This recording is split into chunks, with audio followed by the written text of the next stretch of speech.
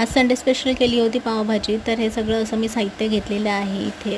ती street style pav bhaji होते. तुम्ही एकदा नक्की अशी करून बघा. 100% तुम्हाला ठेल्यावरची जी पावभाजी असते तशीच लागणार. तर पहिल्यांदा कढईमध्ये मी घेतलेलं आहे तेल, त्यामध्ये टाकलेलं आहे बटर.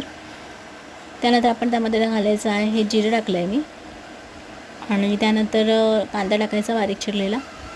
छान असं मऊसूत कांदा परतून घ्यायचा आहे.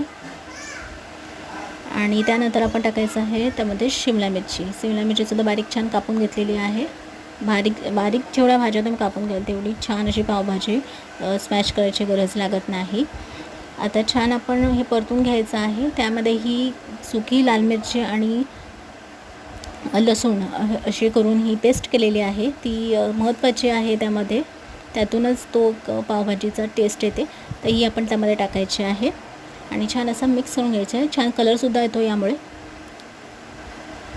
ही जास्त तिखट नसलेली मिरची मी इथे घेतलेली आहे सुकी, आणि ती भिजत घातलेली, आणि त्यानंतर त्यामध्ये लसूण टाकून त्याची पेस्ट करून घेतलेली आहे. आणि यामध्ये टाकलेलं मी टोमॅटो प्युरे टाकलेला आहे, ज्यामुळे जास्त आपल्याला मग स्मॅश करण्याचे कष्ट करावे लागत नाहीत.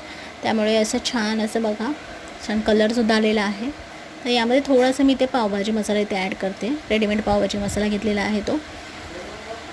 असा छान सुगंध दरवळतो.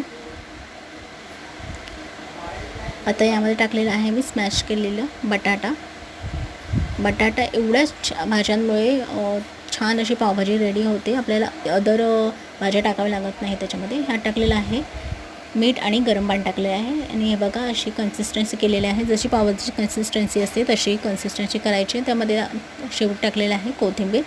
अशी मस्त असा कलर आलेला आहे पावभाजीला. तुम्ही एकदा करून बघा, खूप छान होते आणि तुम्ही घरीच नक्कीच कराल. एवढ्याशाच भाज्यांमधून तुमची स्ट्रीट स्टाईल पावभाजी रेडी होते.